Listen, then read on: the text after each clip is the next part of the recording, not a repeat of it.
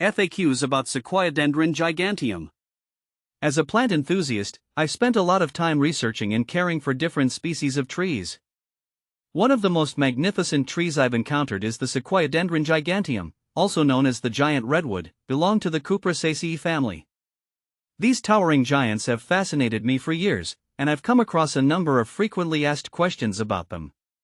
In this article, I'll share my insights and experience with these awe-inspiring trees. Are there Sequoiadendron giganteum in Oregon? Yes, Sequoiadendron giganteum can be found in Oregon.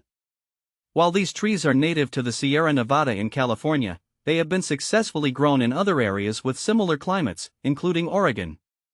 I've personally seen them in the western part of the state, where the climate is cooler and wetter, which suits their needs. If you're in Oregon, check out local arboretums and botanical gardens, as they often have mature specimens. How fast do Sequoiadendron giganteum grow? Sequoiadendron giganteum have a reputation for growing slowly at first, but their growth rate picks up after a few years. In ideal conditions, they can grow about 2 to 3 feet per year.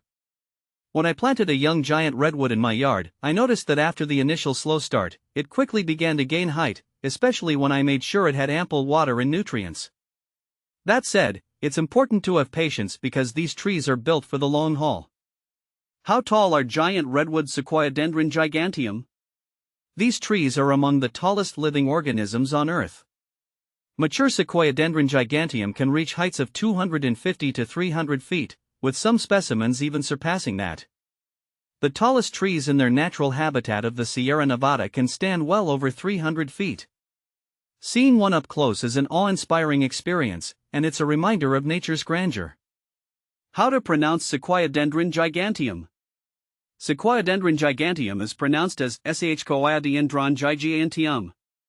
The pronunciation can be a bit of a tongue twister, but once you get used to it, it rolls off easily. Is Sequoiadendron giganteum a gymnosperm? Yes, Sequoiadendron giganteum is a gymnosperm. This means it's a seed-producing plant that doesn't flower but instead produces cones. The gymnosperm classification places it in the same group as conifers like pines, firs, and spruces. It produces small, woody cones that contain seeds, which can be used for propagation. What climate should Sequoiadendron giganteum be planted in? Sequoiadendron giganteum thrives in temperate climates with cool, moist conditions. It prefers areas with well-drained soil and plenty of water, particularly in its early years. In my experience, they do best in USDA hardiness zones 6 to 8. While they can tolerate some drought, consistent moisture is essential for their growth. The climate should mimic the mild summers and snowy winters of their native range in the Sierra Nevada. When to prune a Sequoiadendron giganteum?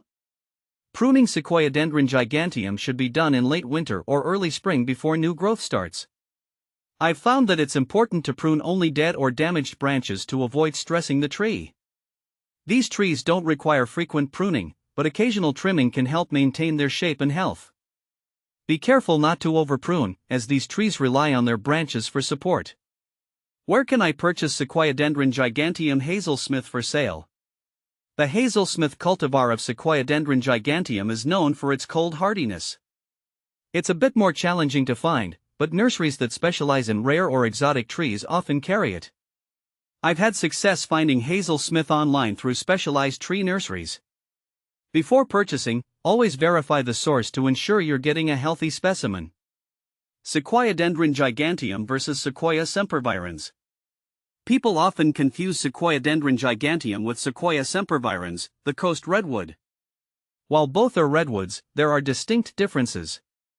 Sequoiadendron giganteum grows in the Sierra Nevada and is bulkier and shorter compared to Sequoia sempervirens, which grows along the coast and can reach even greater heights.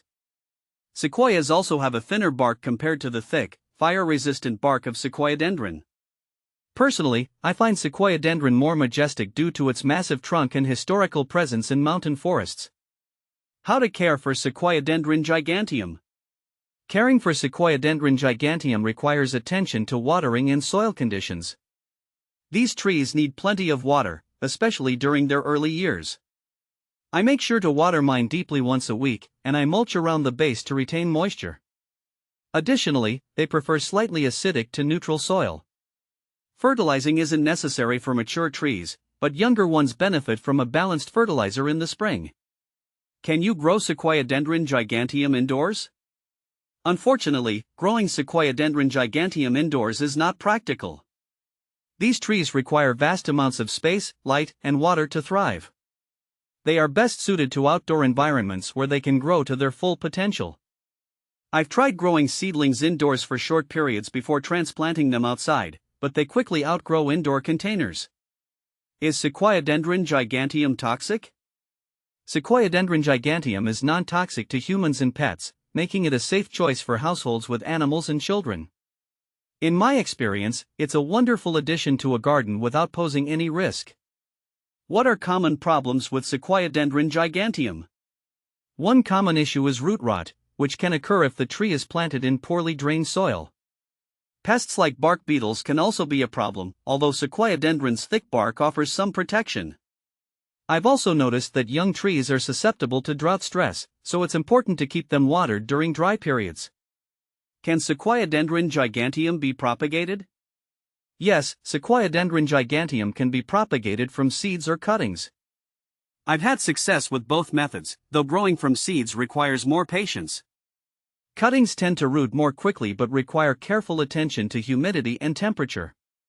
Growing Sequoiadendron giganteum is a long-term commitment, but the rewards of nurturing one of the planet's most extraordinary trees are unmatched.